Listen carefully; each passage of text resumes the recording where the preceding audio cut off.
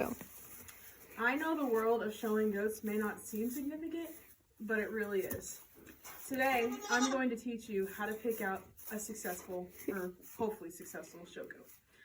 I'm going to be discussing two major topics that I use when I pick out my show goat, which is if they're even all the way through and if they're square with how they stand. Okay, and I have three of my little goats to use today as examples. I'll start with this little guy. Okay. When I look at him, I don't know if you can see it, but he looks to be pretty good all the way through. He might be a little big on the hind legs, but he's still pretty little. So he looks pretty good all the way through. Possible shower, I might consider him. Then we're going to take our big guy over here. And look at, oh, this is not our big guy. This is our other guy. Sorry. When I look at him, here, move on away. When I look at him, he looks to be pretty good, but just like the other one, he looks to be a little big on the hind legs. So I just want to tone that up before fair. And now our big guy.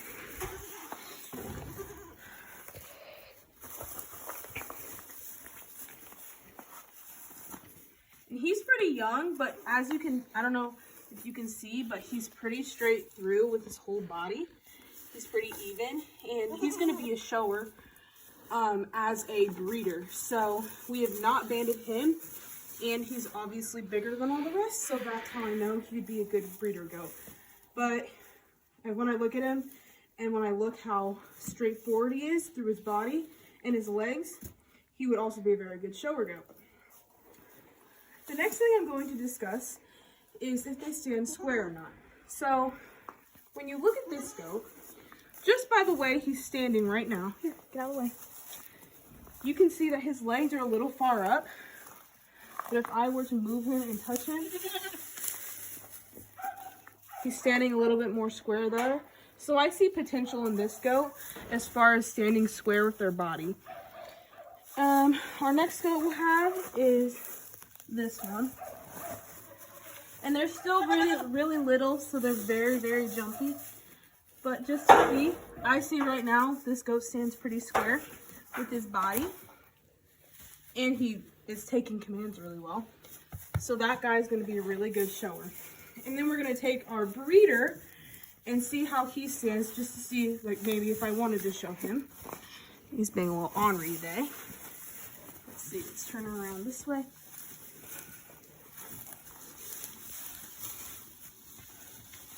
This goat stands pretty square too, but as you can see, he's bigger in all of his features.